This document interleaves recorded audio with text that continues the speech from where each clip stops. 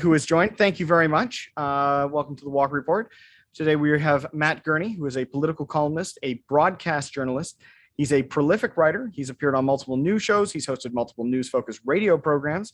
And I'm now quoting, he credits the success to hard work, good looks, and a judicious use of a time machine to prevent potential rivals from being born. And so we're very pleased to have him join us today. Matt, thank you very much. My pleasure. I had originally asked you on because you had tweeted out that you thought we weren't going to learn the right lessons from the pandemic.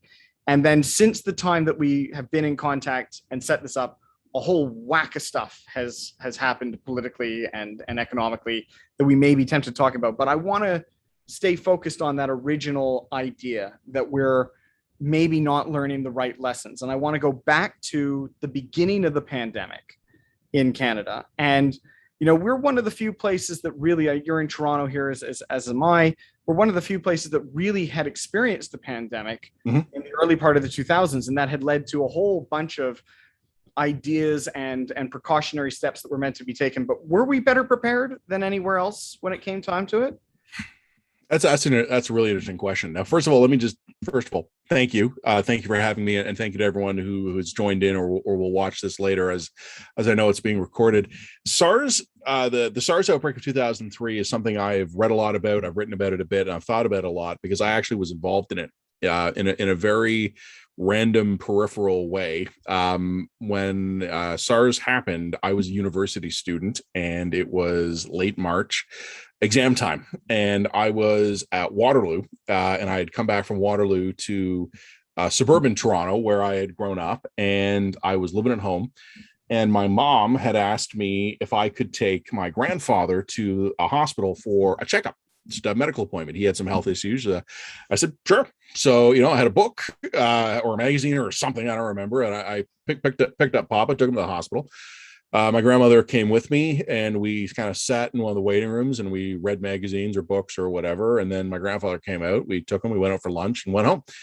And the next day, people at that hospital started dying of SARS. So it was one of the hospitals that got caught up in it, and then myself and my grandparents ultimately never ended up having any exposure. We had no problem, but we were caught up in the quarantine that was ordered by the Ontario government for anyone who's even possibly at risk of SARS, which to me as a 20-something-year-old guy was great. Like I got out of all my exams. I did nothing but order food to my apartment and binge Deep Space Nine for 10 days. Like it couldn't have been better. But I remember there being a period of days here where it was in the news that people were dying at this hospital, and it took a while for them to figure out whether or not I should have been quarantined or not. And I remember just thinking at the time, I was a single guy living right next to a university campus in exam season, which means bars, restaurants, dorms, concerts. If I'd been infected with this thing and hadn't known it, I could have killed an entire university, right?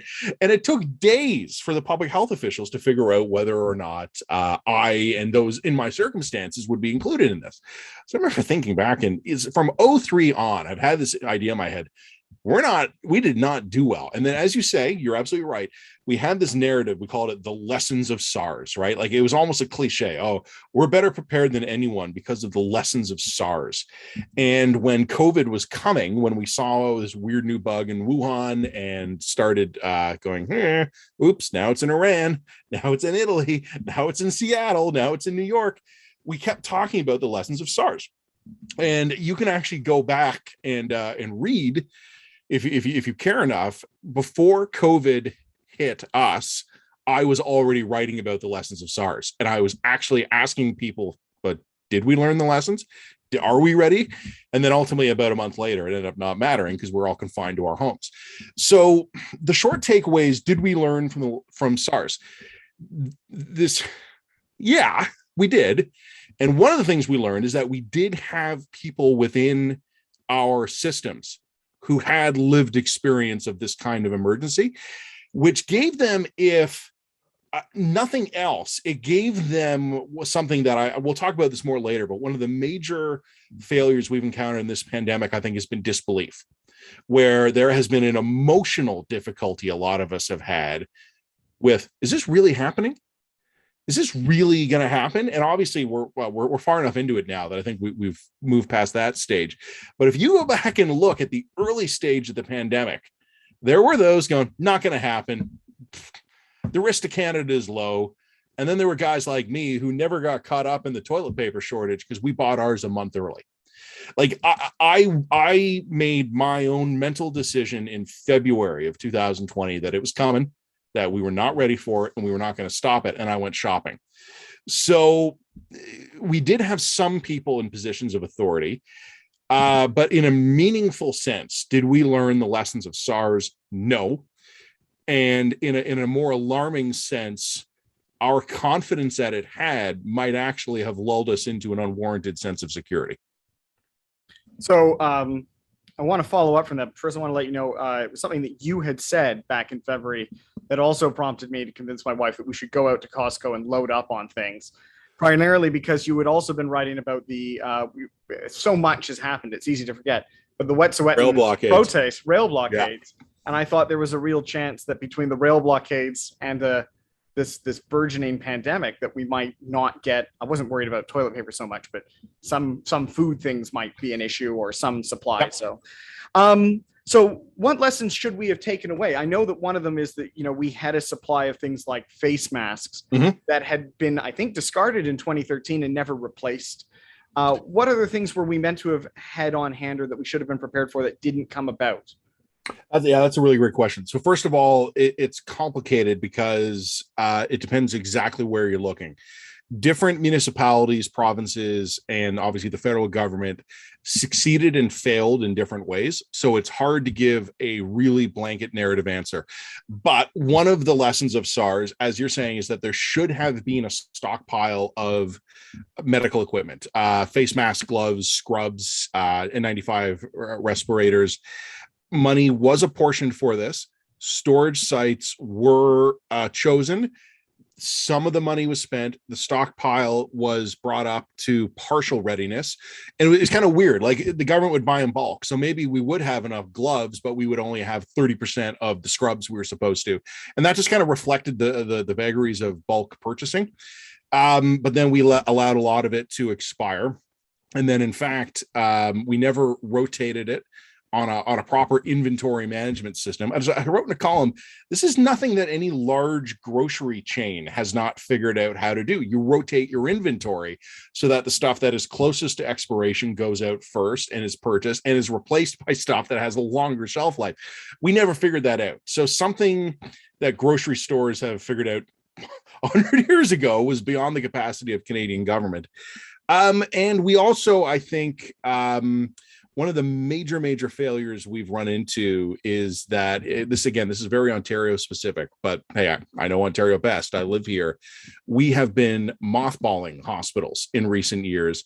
During SARS, the decision was made to concentrate many of the sick in specific facilities to preserve the overall healthcare system, to prevent infections inside hospital environments.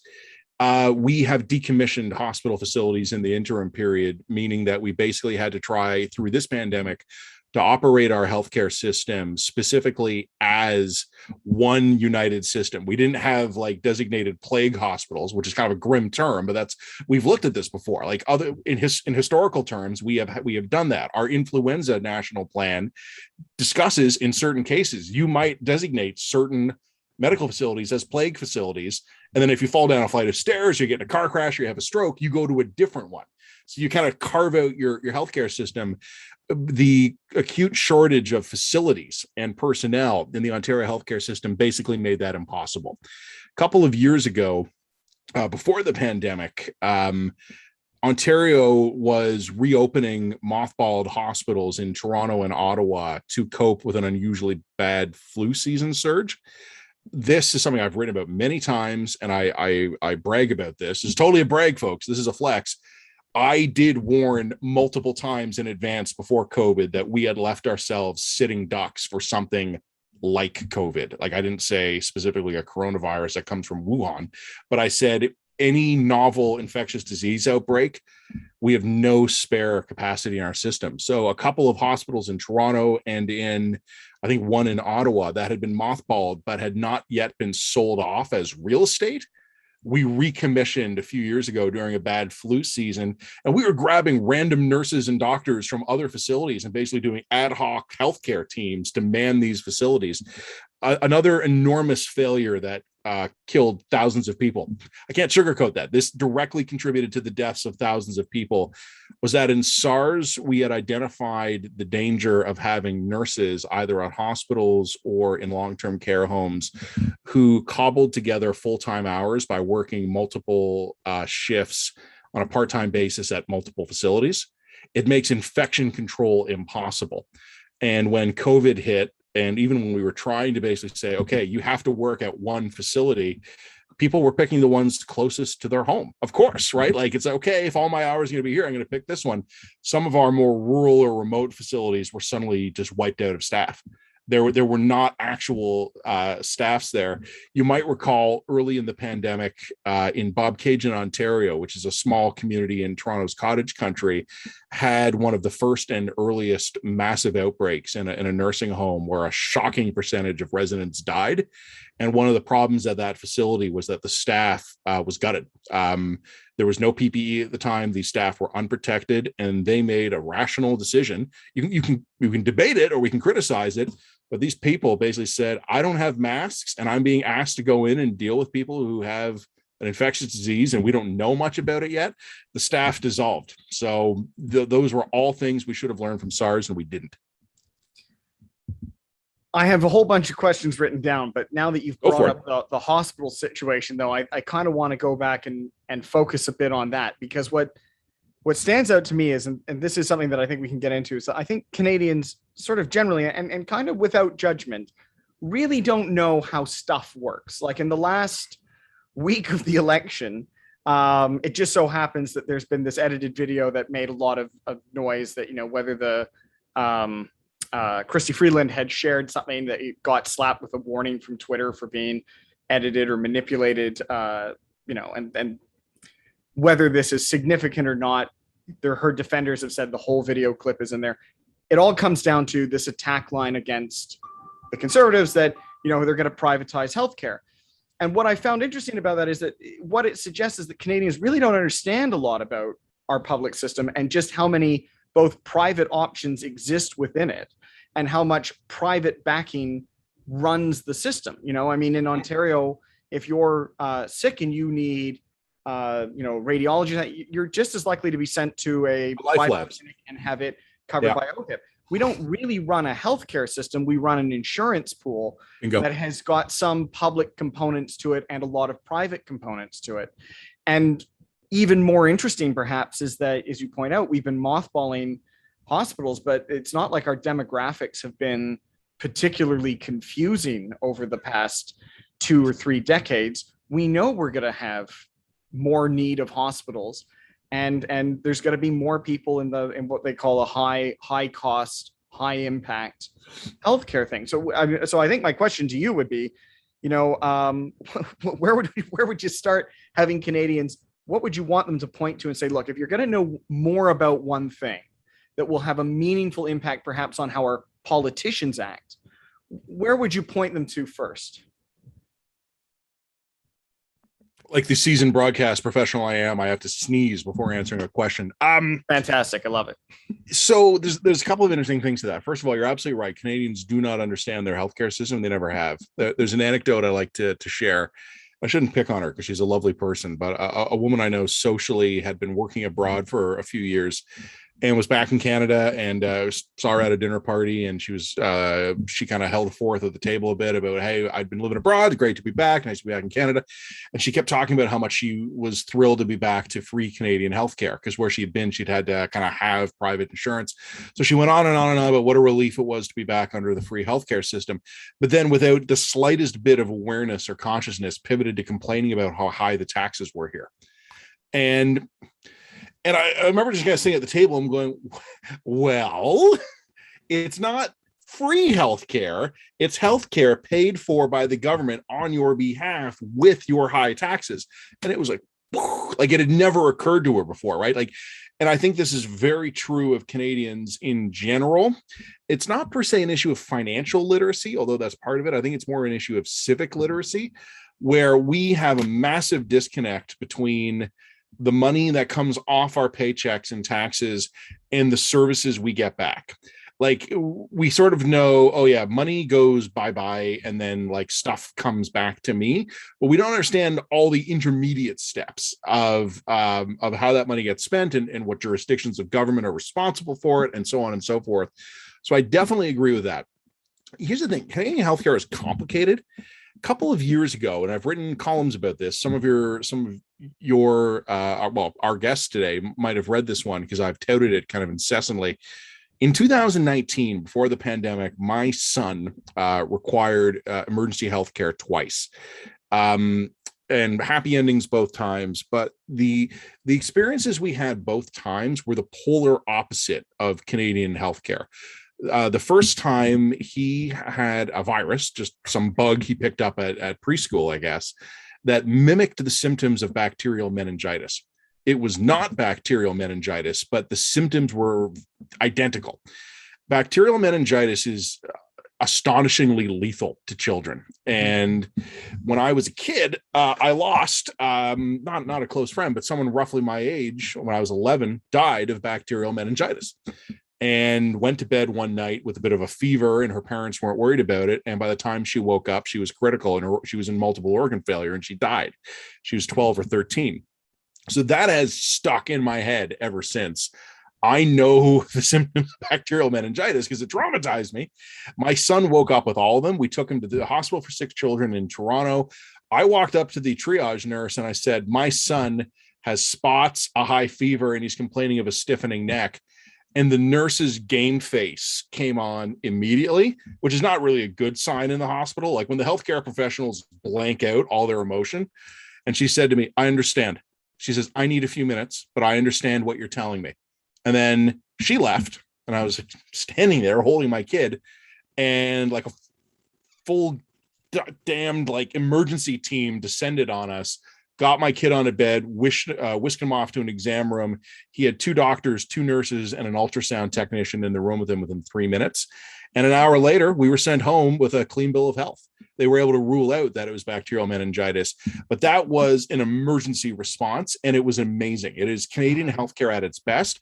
The only thing that day cost us was like $12 to park. Yeah. Not bad. A few months later, my son, who was 4 at the time, and like young boys typically are, is just a ball of reckless energy, was goofing around and he fell down some stairs. And he was just being pure. I was right there in front of him. He was just being a goof and he wasn't paying attention. He went up, up, up, up, up.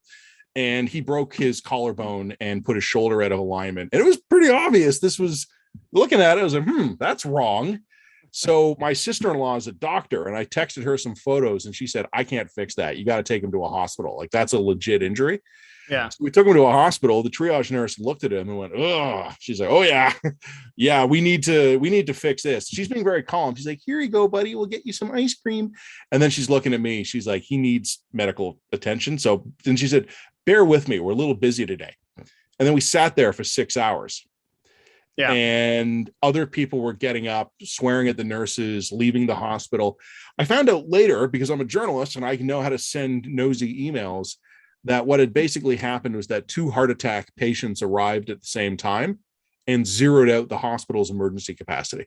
Yeah. There was no one left over to deal with anything other than those 2 patients. And we left. I took my son home with his mangled arm, put him in bed for a few hours. Early the next morning, my wife got up, drove him to the next hospital down the road. He was immediately seen and treated. Yeah. So this is the exact same healthcare system. One hand, you get for free world-beating treatment, just absolute the best. And on the other, a kid with broken bones, like an actual genuine injury, is ignored because there's only enough doctors to look after the guy who's literally dying at that exact moment. This is the same healthcare system, 2 little snapshots of it. You know, when I began researching it in a big way, The reason the emergency rooms in this country are constantly clogged is because the hospitals are constantly clogged. Patients get admitted to the emergency room and then they languish there until a bed opens up in the ward of the hospital they actually should go to. The reason the wards in the hospital are clogged up is because the long-term care system and the rehab hospital system is clogged up. They're also clogged up. Yeah. Yeah. If you're a patient and you're in a hospital, in a best case scenario, you walk out under your own power and you're fixed. You're good to go. It happens sometimes, right? Other times, you're never going to live independently again. You go to a long-term care home and you live there the rest of your lives. Other times, you're going to be fine, but you need some physio or you need to be monitored while you recover from a major operation. In those cases, you go to a rehab hospital. Both those systems in Ontario and Canada generally are clogged. The reason those systems are clogged is because our community care system is underfunded and we don't have the personnel to look after people in their homes in the community. One of the reasons that system is clogged is because we don't have sufficient mental health care. So we have people presenting in crisis throughout the system. And you start looking at this as almost like a dominoes thing, where if you want to fix Canadian healthcare or Ontario healthcare in particular, you have got to fix like 6 interconnected systems, none of which we particularly know about. You cannot access sustainably mental health care in this country. Some of those things translate into suicide attempts, psychotic breaks, substance abuse issues, self-harming behaviors. Those people end up in the healthcare system because there's nowhere else to go. People who could live at home if they had community-based nursing support end up in hospitals because there's no community-based nursing support. People who should be in long-term care homes because they need constant care but not medical treatment are in hospitals because there's no room in the long-term care homes. People who should be in rehab hospitals doing physio and get better are not in rehab hospitals. They're taking up beds in hospital wards because there's no beds in that rehab hospital. The emergency departments are clogged because there's no beds in the wards in the hospital.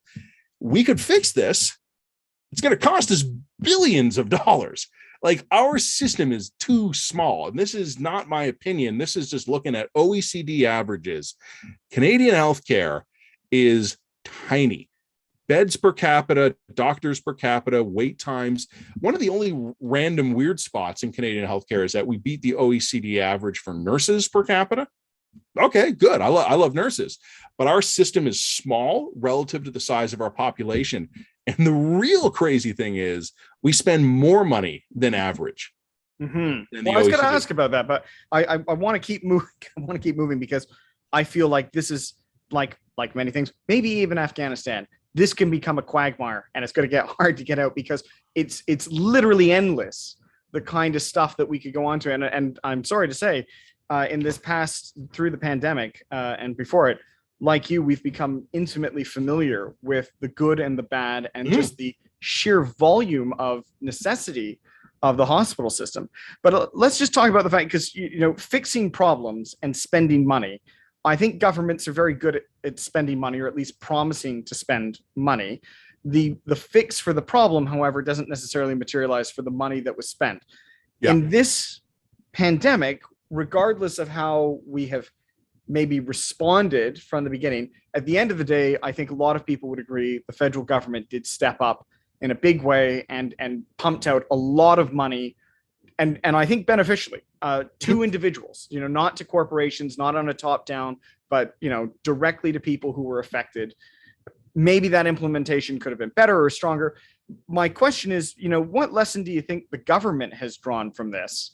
And do you think that's probably going to be the right lesson when they come across the next crisis? Is it a replicable solution? And is it the right one to do? That's a great series of questions, which I'm going to have to break down into chunks and answer differently. First of all, let me say, anyone who's read my columns or has heard me on the radio knows that I'm generally not a supporter of the Federal Liberal Party, but I explicitly give credit where it's due. The Federal Liberals stuck two absolutely essential landings for us. One of them was the rapid deployment of basically cash to Canadians to prevent our economy from collapsing. I was worried in the beginning of this pandemic about a total economic meltdown. Like, it's just, and I know a lot of people were like, that was a real danger. And I give full credit to the government on that. And obviously the other one was the vaccine procurement, which I got 2 doses of Pfizer in me, and I'm very grateful to the Canadian government for getting that done. What I will say though, is that My colleague Andrew Potter, he writes for the National Post. Well, he writes for a lot of places, but often for the National Post. He's also a professor at McGill University. He wrote what I thought was one of the best and smartest columns of this pandemic a few months ago, where he wrote that governments specialize, and the Canadian federal government, as much as it is anything else, is a money distributor. And it distributes money, transfer payments directly to provinces. It has industrial support policies for targeted sectors or industries or stuff like that. It also, through childcare payments and pensions and things like that, also directly supports Canadians. And we actually found out during the pandemic that the Canadian federal government was really good at cash transfer programs. And I think probably we understood that in the abstract before. But the Canadian government in general is not known for having a surplus of administrative capacity. But one thing that we were really good at, because we do it a lot, is that we could rapidly design and then execute programs to directly transfer funds to Canadians. That kept our economy alive. So that is good. The lesson, though, I don't know what lesson you draw from that, because that will always work so long as every crisis we face in the future can be handled with a $2,000 a month income supplement. Like, oh my God, the climate change, the ice caps are melting, the crops are withering in the field. Okay, cool. I got my federal transfer check though. So that's great. Like, it's not going to matter. That tax credits really helped out with the polar bear situation. It's the, yeah. And we also live in a world with kind of what I don't think anyone would deny is a destabilizing geopolitical situation. The Chinese have landed in the Arctic. That's okay. I got my check again this month. Like, the federal government has to be able to respond to multiple crises. And right now, the evidence is that it can't, because even though I very consciously made a point of lauding two successes for the federal government, got a lot of stuff wrong too. And I think, and I don't say this in a partisan way, I'm not trying to be unfair. Obviously, we're talking now against the backdrop of an election, and anything any of us say can be viewed as a partisan criticism here. But a point I have made before is that the federal government actually had the easier job. And I'm not saying it was easy, but I'm saying in terms of making the decisions, the federal government had relatively binary decisions to make. Do we send money to Canadians and save the economy, or do we not send money to Canadians? Economy collapses. Not a particularly difficult choice. Like, do we procure vaccines or do we not? Like, it wasn't hard for them to make these decisions. Where the really difficult decisions actually landed were on the provincial governments, because they're the ones who had to basically decide at what level of mass death do we disrupt the education of an entire generation of children? Yeah. How many small businesses do we destroy through lockdowns to save an 88-year-old in a long-term care facility? I'm putting this very bluntly, but these were the choices that provincial governments had to make, and I actually don't blame them. I'm willing to be ruthless, and this, anyone watching right now is about to see me obliterate any future in politics I might ever have, because I'd never get elected having said this. I believe there is such a thing as acceptable losses. To maintain a society functioning as a society, sometimes people are going to die. And if the choice is between a slightly higher death toll in our long-term care system, but preserving the integrity of our education system, maybe we make that choice. I think when it becomes excessive death, we've seen repeatedly across the country that we would say, no, that's too much. But I think, that my language on this is sometimes blunt and shocking, but we routinely accept a level of death that we accept to allow our society to exist. We haven't banned tobacco. We haven't banned alcohol. We have not made the speed limit on every road in the country 30 kilometers an hour, which is roughly the speed at which where a pedestrian will survive getting hit by a car. Mm-hmm. So we accept some deaths to function as a society all the time. I think the provinces, all of them, are the ones that had to make the really, really tough choices in this pandemic. So at the federal level, I think as long as any future emergency can be responded to just by showering money on people, we're in great shape. If it's anything more complicated than that, we're in deep trouble. And you'd mentioned Afghanistan. The day we're recording this is the day the Canadian Armed Forces have suspended their rescue operations in Afghanistan. This is it, right? That the mission has wrapped up at this point. There are still Canadian forces on the ground, but they're mopping up. They will come out on an Allied flight later. There will be no further evacuation flights operated by the Canadian forces in and out of Afghanistan. That we needed 3 or 4 days to figure out how to do that. And there's an old saying popular among Americans, particularly fervent defenders of the Second Amendment. It's a blunt statement, but I've always thought there's some truth to it. The reason a lot of these people believe in the right to self-defense is because when seconds count, the police are only minutes away. And I think we've lived through an 18-month period here. When hours count, the Canadian government is days away from a decision. When days count, we're weeks away from a decision. I will never stop hearing echoing in my head, the risk to Canada is low. When you and me and 38 million of our buddies were already raiding every Costco in sight and wiping them out of paper towel and wipes and tin soup and whatnot, just massive supply chain disruptions that took months to even out, the government was still telling us that everything was fine. The Canadian people were weeks ahead of the government in realizing that we were in deep trouble. And I don't know how we fix that. That's a failure on multiple levels. Look, anyone who's ever worked in a big institution knows that ideas travel at the speed of bureaucracy. So whatever your first point of contact with a problem is, that idea takes time to travel through the chain of command before it gets to the leaders. The leaders probably ask for clarification. It moves slowly back down the chain of command. Governments cannot move quickly. And, whether or not this was, I was returning from the United States. You might remember this, the day the prime minister basically gave a press conference and said, everyone should come home now.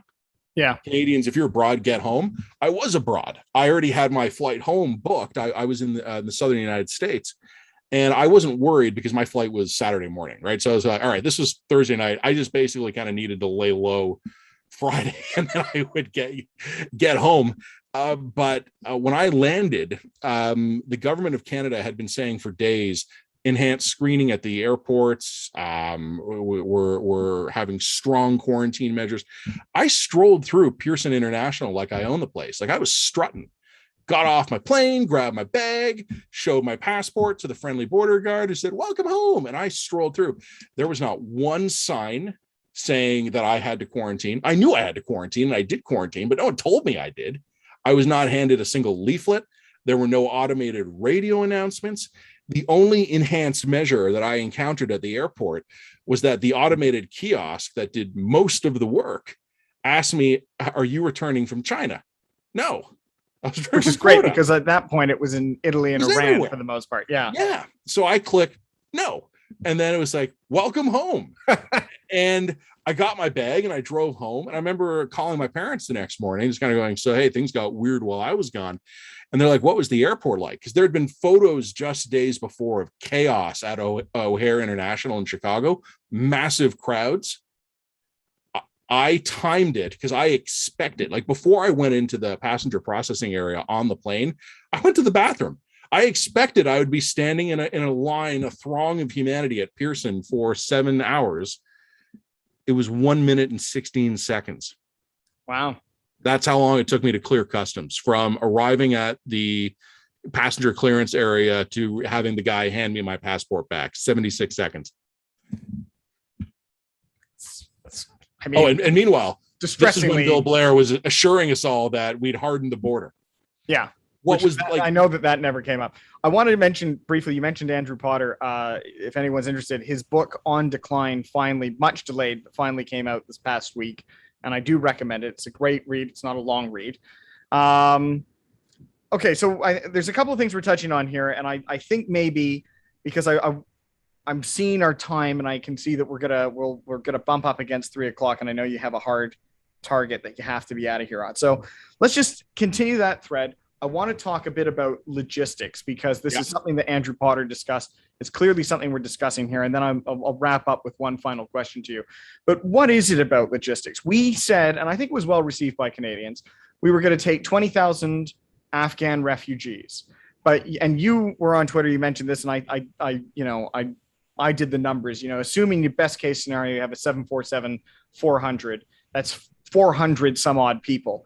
This is like 40 flights to get that many people out of the country. And it turned out there was really no plan, no logistics plan per se. Excuse me.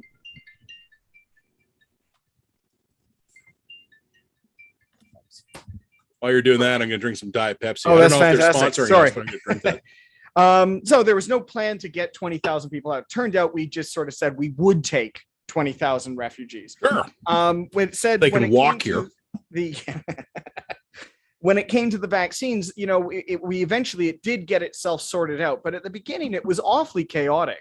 And I wasn't really worried about lineups. Lineups struck me as being, if anything, a good sign that Canadians wanted to get vaccines. Lineups aren't the problem, but the fact that we didn't know how much we had and when we were going to get them and how many could go into arms, that was a problem.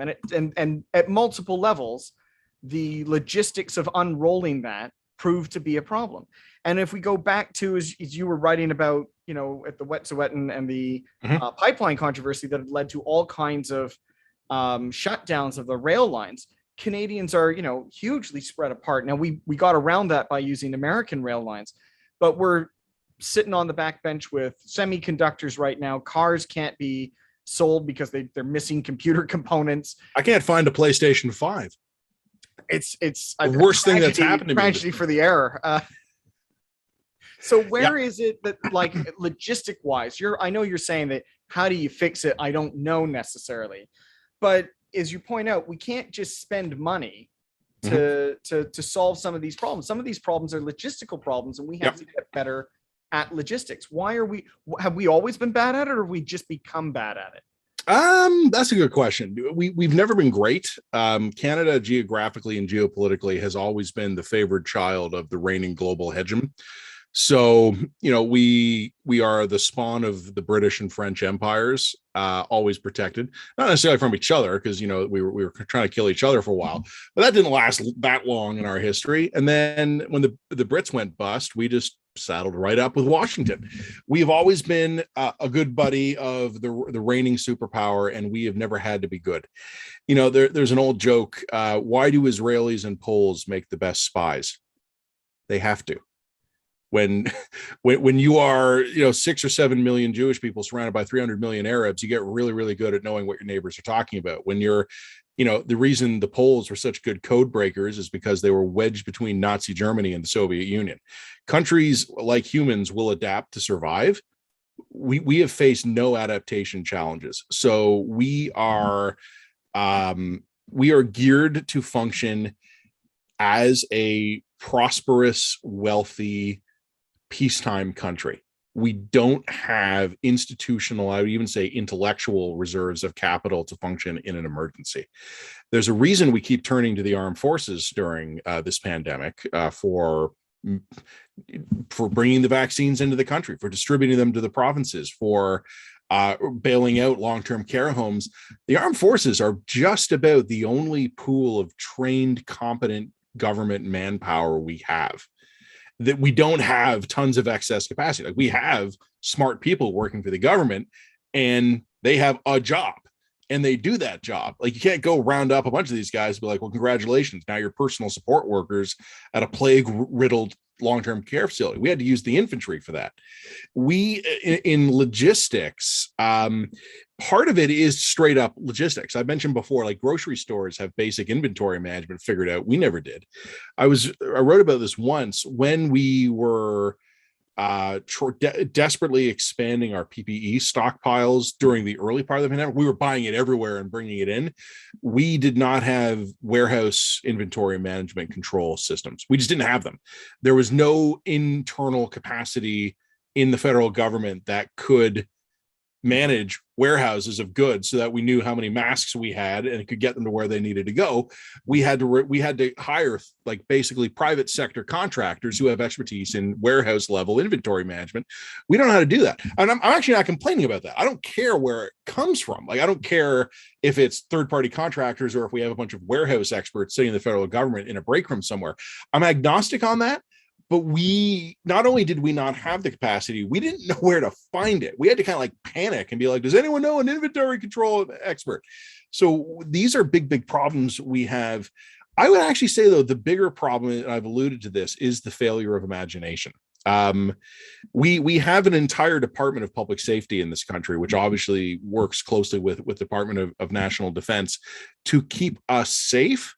But how many times in your life have you heard some Canadian kind of go, oh, that won't happen here? That just won't happen here. And as an electorate, we have never expected our government to have meaningful emergency response capacities. Our governments are good at a lot of stuff. In my neighborhood, today is garbage day. When I dragged my bin out to the curb last night, I wasn't full with trepidation and dread about whether or not it was going to get picked up. I knew it's going to get picked up. Like, the government will do that. I know when I turn my tap on that clean water is going to come out of it. Not every Canadian takes that for granted, of course, but in general, our governments are scaled to continue doing the jobs they already do. Where they break down, and it's partially logistics, it's partially administrative, it's partially budgetary, and it's partially a culture of leadership or a lack of leadership, we cannot do stuff that is unexpected or new. And even stuff that ought to be really simple. Here's a blast from the past that we stopped talking about when we started dying by the tens of thousands: the Phoenix payroll system. If you are running a private sector business and it's 5 employees or 500, how long are you going to survive as a business if you can't pay your people?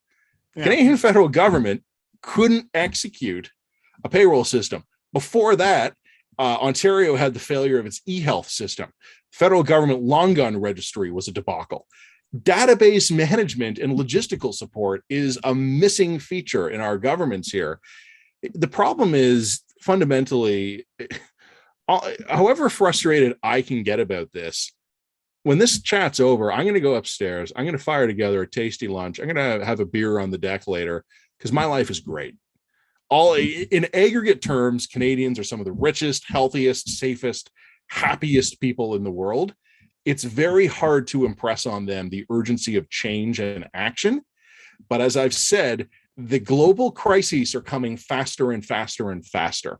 Yeah. And they are hitting us in ways where, I've used this example before. One beautiful September morning, almost exactly 20 years ago, we went from not being at war in Central Asia to being at war in Central Asia.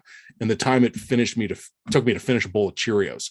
Yeah. And, like watching CNN, eating cereal, and then whoop, here comes a plane, boom. That was how fast the world changed. Look at a timeline of 9/11. It took about 20 minutes for everything to go sideways on us. Our military procurement system is a timeline of decades. Well, if it procures it at all. I think one of the interesting things you mentioned there is our wealth. And I wonder if, Canadians too, like Americans, have a kind of sickness. And I admit to my own failures here. Sometimes I struggle in these interviews to tie back what we're talking about to the aspects of being a financial advisor and investing. But it does strike me, when I look at where we are in the stock market today, mm-hmm. The stock market's way up and totally detached, we might think, from the general or the real economy. And, you can quibble about how real that is or how accurate the stock market reflects or why it reflects the value that it does. But by and large, Canadians are connected to their stock market. They're connected to global stock markets. Politicians, I think, bank on a certain stock market success to gauge their overall, how good a job they're doing. At the very least, if you're Justin Trudeau today, you can argue that you've done a pretty good job. The stock market's up.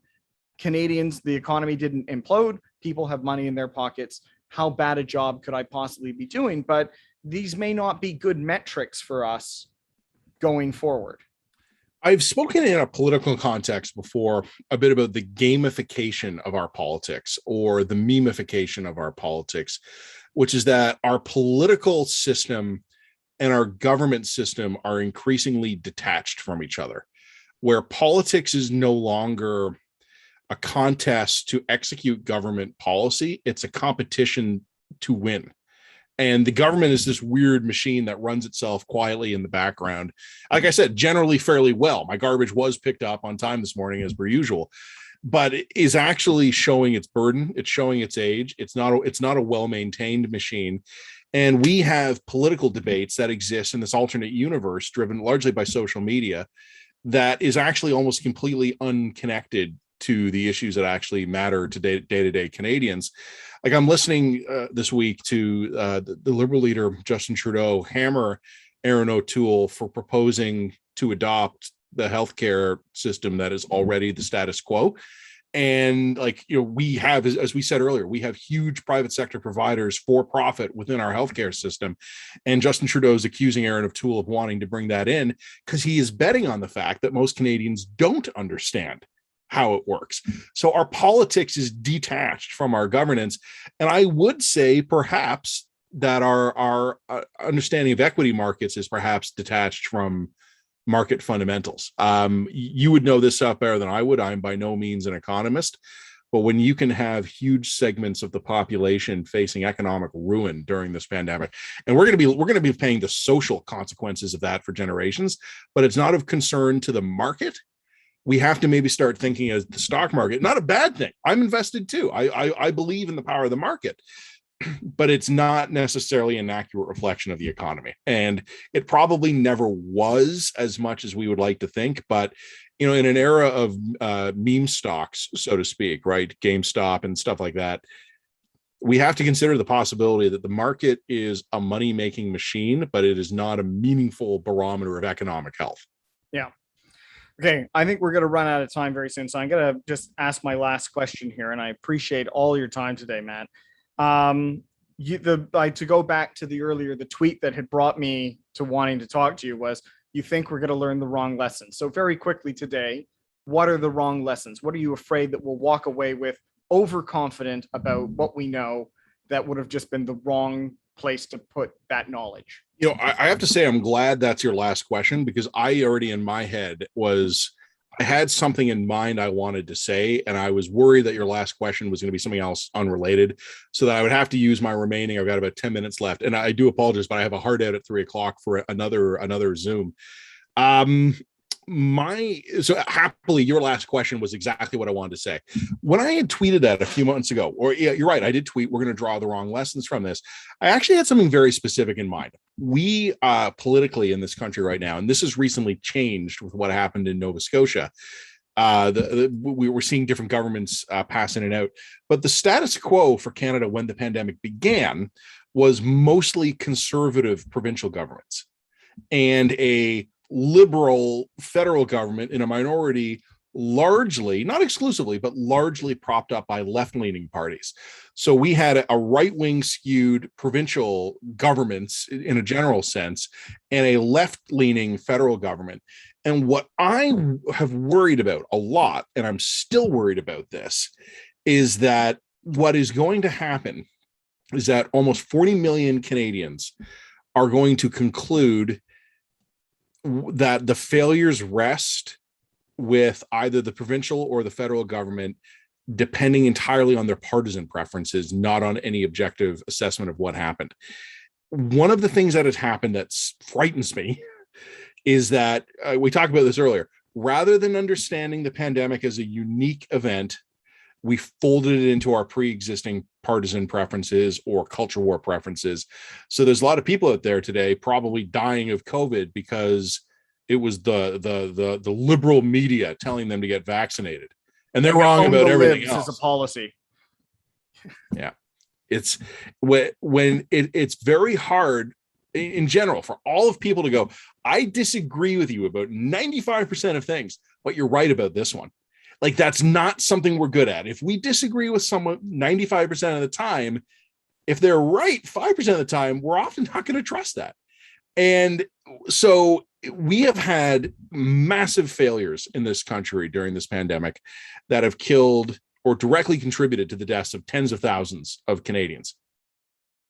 A lot of those deaths, not all, a lot of them we could have avoided. And we are going to have a reckoning after. And if you are a liberal or to the left in this country, you're not going to care. You're not going to read those reports. You're not going to read the Board of Inquiry. You're going to go, well, Doug Ford did this. The right-wing conservative governments and the provinces did this. Meanwhile, if you are a right-leaning Canadian, we're going to find out that dumb policy in Ontario and Alberta, Doug Ford and Jason Kenney, directly contributed to the deaths of Canadians. But we're going to go, yeah, well, Trudeau didn't close the borders, or Trudeau couldn't procure vaccines fast enough. Every single one of us has an inbuilt ability to dismiss all of this as the other guy's fault. And what we really need to do on a national level as individuals on a top-down basis, but also, I'm going to quote the Prime Minister here, from the heart outwards, we need to ask ourselves what we could have done better, what our people could have done better, locally, but also in terms of political affiliation, and what we as a country could have done better. And we will find failures at the provincial level, at the municipal level, and at the federal level, but we're only going to care about the ones that make those other bastards look bad. And the ones that make our people look bad, we're going to go, well, they did their best given the constraints of what the other person did. That's my concern. We in this country are, how do I say this? We have too high opinion of ourselves. We are a marginally competent mid-range power, and marginally competent might be overly flattering. We have seen with the pandemic, we have seen with certainly with Afghanistan right now, as a country, we are governed by people with minimal institutional capacity. We have run our institutions, whether it's the armed forces or it's the hospital system or the long-term care system. We have run our institutions into the ground from neglect and underfunding. This is our fault. This is not your fault. This is not my fault. It's not Trudeau's fault or Kenny's fault. It's our fault. We're the voters in this country. How the hell did we get to the point where we have an accumulated backlog of hundreds of billions of dollars in infrastructure repairs? I'm not even counting about the stuff that we would like to build but haven't. We have not maintained our existing national level infrastructure, provincial infrastructure, municipal infrastructure, roads, bridges, schools, stuff that we own collectively. We have not maintained it. We are hundreds of billions of further dollars behind on building out infrastructure that is required to suit our population growth. You and I both live in Toronto. With some minor exceptions, we're operating the subway system as it existed in the mid-1990s. There has been some an expansion in the western part of the city. The university line now runs further north than it did, but it was built in a fairly low ridership area for political expedience. We all know where the lines were most badly needed, but it's not where the votes were, so we didn't build them. We could sink $100 billion today into modernizing the military alone. We could sink probably $200 or $300 billion into building infrastructure that we need, that we don't currently have. And I think we could spend, according to some Chamber of Commerce reports and the like that I've been reading, we could probably sink $200 billion into just bringing what we already have up to a state of good repair. So you're a finance guy. Do we as a country right now have $600 billion lying around? That's a great question, because that seems to be the new question for governments is, I mean, maybe we do, maybe we have an infinite supply of money. Maybe we just never realized it. But I worry, and I think this is on an aside, but I remember someone had said about Brexit, the strong urge that we're going to write our own laws and we don't want these European laws. It says, would have felt more compelling if he wasn't sure there was someone in London who was ready to rewrite all those laws for the British. Yeah. So post-Brexit, we could still do all the things that we were doing. And I feel like the big shiny thing is always more attractive than the boring road maintenance or sewer maintenance or any of. We're talking about a floating rail park in this city, and we can't maintain the parks that we have. So the answer is, Matt, I think, thank you so much for talking to me today. And we'll leave that in the air. I'm great at parties, man. I always really lift the mood. But no, I do appreciate the time. Thanks very much for the conversation. Thanks to everyone who watches this. It's been my pleasure.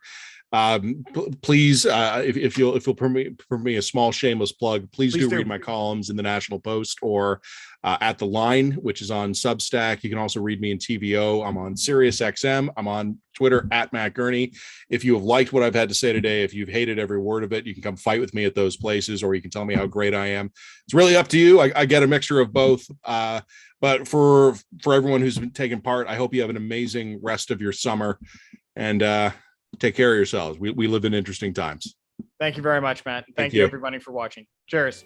Cheers.